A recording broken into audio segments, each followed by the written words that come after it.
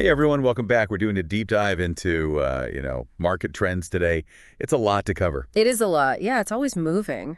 Yeah, it really is. So consider us like your guides or something through this crazy financial world. Right. Because it can be tough to keep up whether you're, already investing or just starting out. These trends really do, affect all of us. Totally. Okay, so to start, let's look at the markets. Mm. The S&P 500 is only up a tiny bit today, like 0.08%. Mm-hmm. Dow Jones is even worse. Yeah. Basically unchanged, 0.003% increase. Mm-hmm. Nasdaq is doing a little better, 0.11%. Okay. But the most interesting thing is the Russell 2000, which tracks smaller companies. Yeah. And it's up 0.36%. What do you make of that? That's a good question. I think it could mean that people are more confident in lots of different businesses, not just the giants everyone always talks about. It suggests people believe in growth overall, which is a good sign. So maybe Main Street is feeling good too, not just Wall Street. Yeah. Okay, cool. Now what about crypto? For a second, Bitcoin is down a little bit below $98,000. Mm-hmm. But Ethereum is going up over 0.78%. Does this mean blockchain tech is becoming more important? It could, yeah. Remember, Ethereum is about more than just the currency. It's behind things like smart contracts and those decentralized apps, which have huge potential in lots of industries. So maybe this rise means more people believe in them. Right, so it's not just about the coins themselves, it's the technology behind them. Exactly. Okay, so zooming out a little bit to the bigger economic picture, the U.S. trade deficit is huge G. It's a record high. Mm-hmm. Lots of people are worried about this. Can you break this down for us? Sure. Think of it like using a credit card to buy way more than you're selling. That's kind of like what's happening with the U.S. right now. Companies are buying tons of stuff from overseas, partly because they're worried about tariffs later on, so, it's good and bad. Strong consumer demand is driving these imports, which helps the economy. Right. But it also creates this imbalance that could lead to inflation and other problems later on. So it's kind of like a spending spree that feels great now, but then the bill comes later. Exactly. And speaking of bills, you've probably noticed that insert a popular consumer product the listener might relate to is so much more expensive now. Inflation. Right? Yeah, exactly. And it hurts, but actually there might be some good news. The U.S. services sector, which is massive, has slowed down a little bit. The ISM index dipped to 52.8%, which could help with inflation a bit. The Federal Reserve is watching this very closely because it might affect how they decide on interest rates. So there's some hope maybe on the inflation front. Possibly, yeah. Let's shift gears a little bit and talk about some companies in the news. Jim Cramer has been talking about Alphabet and AMD. Both of them missed their earnings expectations and their stock prices went down. What's happening there? Well, Alphabet, Google's parent company, they're spending a ton on AI, and people are starting to wonder if it's going to pay off. Right. They haven't really had that big success with it yet, so the market is getting impatient, and it makes you think, what is their big plan for AI? Yeah. What are they waiting for? Yeah. Totally different story. Now, Mattel, the toy company, is having some trouble with tariffs, but they're also planning a huge share buyback. Right. $600 million. What's the strategy there? It could help their earnings right now, but it makes you wonder about their long-term plan. Are they just trying to make investors happy instead of investing in the future? It's definitely a risk. Yeah, like they're living for today, but is it sustainable? Yeah, that's the question. Okay, last thing before we move on to the next section. Cotiviti, a healthcare data company, is buying Edifecs for $3 billion. Huge deal. What does this mean for the industry? It's a major deal, and I think it shows that the healthcare IT world is consolidating. Companies want to get bigger and use data to be more efficient, and in the end, that's good for patients. Interesting. So bigger companies with more data could actually mean better healthcare. That's the hope, yeah. Okay, cool. And speaking of success, the New York Times is doing really well. Tons of new subscribers, increased dividends, a stock buyback. What's their secret? Well, they've adapted to the digital world very well. They're focusing on great journalism and building a loyal group of subscribers who are happy to pay for good news and in-depth analysis. Yeah. Which is working really well now when there's so much free content out there. Totally. It's like they figured out how to do online journalism. Right. Providing value that people will pay for. Exactly. Remember how we said the Russell 2000 is doing better than the other big indices? What's behind that? I think it shows that people want to diversify. They're looking beyond the big tech companies, the Magnificent Seven that have been doing so well. Small companies, like the ones in the Russell 2000, often have more room to grow and could be better at adapting to changes. But don't put all your eggs in one basket, right? Exactly. Okay, so back to Mattel for a second. Even with those tariff problems, they're still going ahead with that share buyback. Yeah. It's risky. On one hand, it could mean they're confident they can get through this and be even stronger.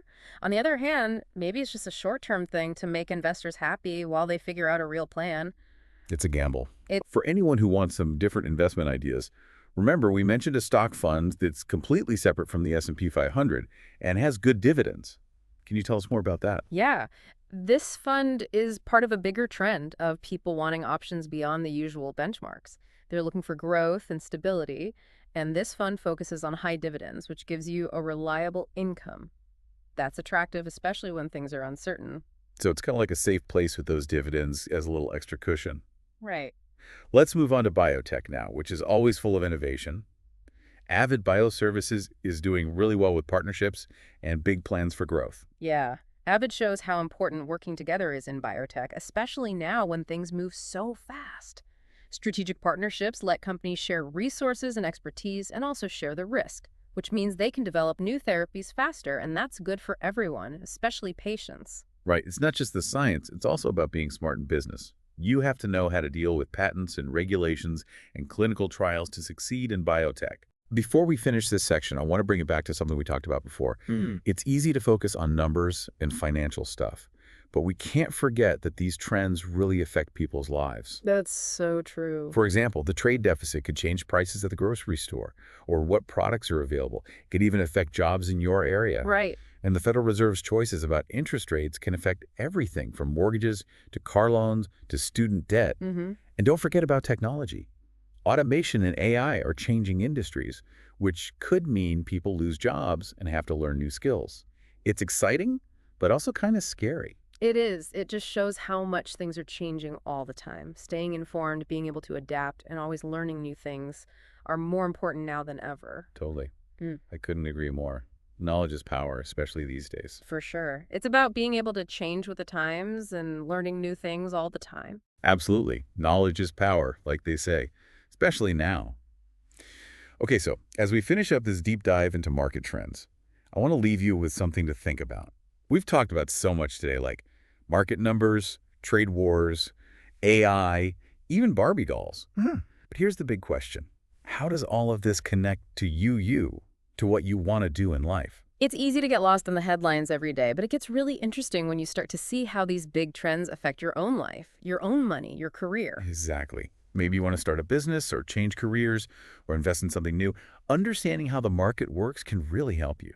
It's like having a secret key to unlock the financial world. Yeah, imagine knowing what customers will want before anyone else, or seeing new industries grow before they become huge. That kind of knowledge can help you make better decisions about your future. So my challenge to you is this. Don't just listen to this stuff. Actually use it in your own life. Ask yourself, how can I use these trends to my advantage? What opportunities are hiding inside these problems? And remember, the market never stops changing. Staying informed, being able to adapt, and being curious are the best things you can do in this crazy world. Well said. That's it for our deep dive today.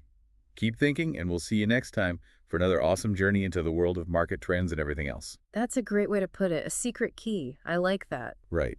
So we're almost done here, but I wanted to touch on one more thing before we wrap up. Okay.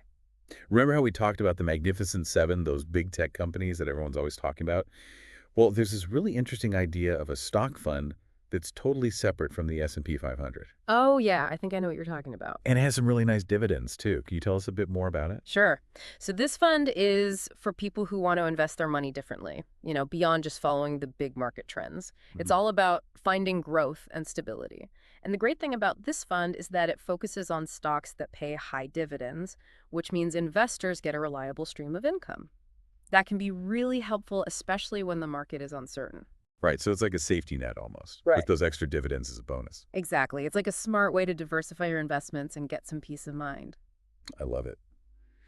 Okay, so we've covered a lot of ground today, from the ups and downs of the market to the latest trends in healthcare and tech. But it all comes back to this one big question. How can we use this knowledge to make smarter decisions about our own lives and our own money. That's the key takeaway, right? It's not just about understand what's happening in the world. It's about applying that understanding to our own personal goals and aspirations. Couldn't have said it better myself. Yeah. So as we wrap up this deep dive, I want to leave you with a final thought. The world of finance and investing can seem really complicated and overwhelming at times. Yeah. But remember, knowledge is power. The more you learn and the more you understand, the better equipped you'll be to navigate the ups and downs and make the most of the opportunities that come your way. And don't be afraid to ask questions. Seek out information from trusted sources and never stop learning, because the market is constantly evolving, and so are we. Well said. That's all for today's Deep Dives. Thanks for joining us, and we'll catch you next time for another exciting exploration of the world of market trends and everything in between.